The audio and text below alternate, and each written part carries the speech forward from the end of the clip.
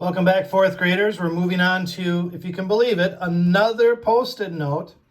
We have another figure of speech to go along with all of these others that we've had so far. The last one we did was hyperbole. And now we're moving on to this post-it note, which is actually a smaller word. It's not as much of a mouthful to pronounce. We pronounce this idiom. Idiom on three. Why don't you say it together? Idiom. Ready? 1, 2, 3. There you go. Idiom. So idiom, much easier to pronounce, but you can't forget to keep practicing hyperbole, personification, metaphor, simile, onomatopoeia, big long one there, and alliteration. So just because we have a shorter one now, idiom, don't forget to keep practicing saying out loud the ones we've had before in our past. But today we're going to move on to this one. This is our seventh, if you can believe it, seventh figure of speech. Let's watch a little bit of this and find out what are idioms. Idioms. Okay, what are idioms? Well, idioms are phrases that don't mean what they literally say. They have a special meaning. When someone says it's raining cats and dogs, they mean it is raining heavily. It's raining cats and dogs is an idiom. It isn't saying that animals are falling from the sky. It has a special meaning. It means it is raining heavily. Okay, so idioms are phrases that don't mean what they literally say. They have a special meaning. So there we have our seventh post-it note. As you just saw, an idiom is a phrase that doesn't mean what it literally says. It has a special meaning. Like raining cats and dogs doesn't literally mean cats and dogs are falling from the sky as rain. It has a special meaning. It's a phrase or a saying that's called an idiom. Let's watch this next idiom and see if you've heard this before. Now don't do anything bad. I have eyes on the back of my head. Okay. Eyes on the back of my head. If you've ever heard that saying, that is an idiom. I have eyes in the back of my head is not really what it literally means. It means that you see everything. You have eyes in the back of your head so that nobody can do anything that you don't know about because you see everything. Let's watch another one. I wasn't kidding. Hey, so... Sorry, there's a frog in my throat. This is disgusting. There was another one, a frog in your throat. Means that your throat is just real rough and sore, or you can't speak very well. And the idiom says that you have a frog in your throat. All right, let's try another one. Hey! Hey! You've got your head in the clouds!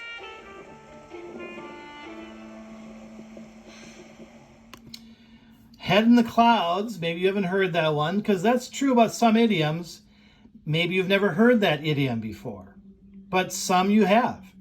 So if you have your head in the clouds, it means that you're not thinking very clearly. Your head is in the clouds and you're kind of confused.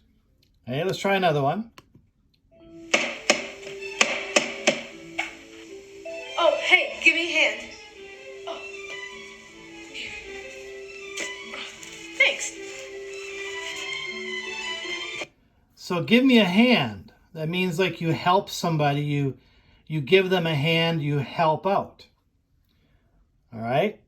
That's also an idiom.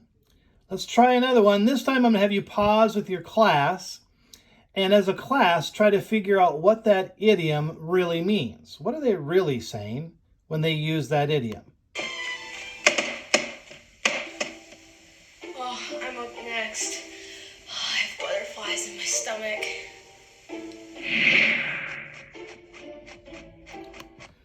All right, let's pause there. I have butterflies in my stomach. We know that that's an idiom. It doesn't literally mean that there's butterflies in your stomach.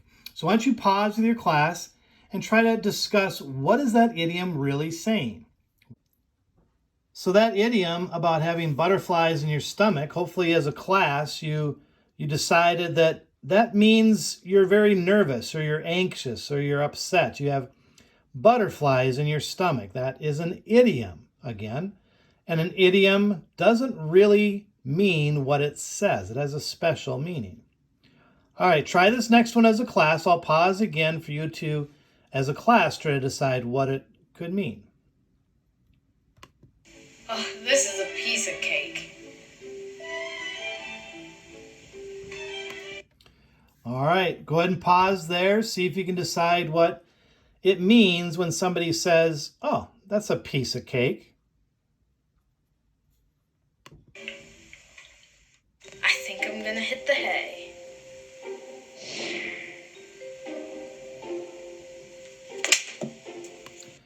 What does it mean if somebody hits the hay? And again, maybe some of these idioms you haven't heard before, so you really don't have any guess for it. But maybe somebody within your class has heard that idiom. I'm going to hit the hay. What does that mean? Go ahead and pause. See if somebody can figure that out in your class.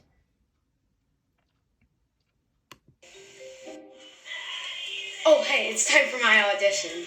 Oh, break a leg. Okay. Break a leg. That is another idiom. Probably some of you have heard that saying, especially if you're involved in some sort of a performance and somebody says, hey, break a leg. What do they really mean when they say that idiom? Go ahead and pause again and see if you can figure that out.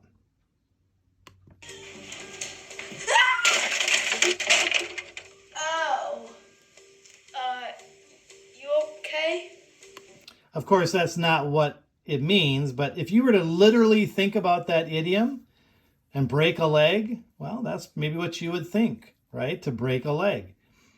The actual idiom means good luck, break a leg, do your best, right? That's what that idiom means. So now that your class had a chance to work with idioms together, go on to the Canvas page and look at the assignment for today. It'll be an idiom with some choices. Those choices, you have to decide which one is the correct meaning of that idiom. Now, don't feel bad if some idioms aren't familiar to you. Those phrases, what it literally says, you don't know the special meaning. You haven't heard it before. But hopefully there's things that you've heard before. They're pretty common ones, so you can give it a try. If nothing else, just try it. See if you can figure out what does that idiom probably mean? What are they really saying? Because I know it's not what it literally says. So give it a shot, do your best, and we will see you again tomorrow.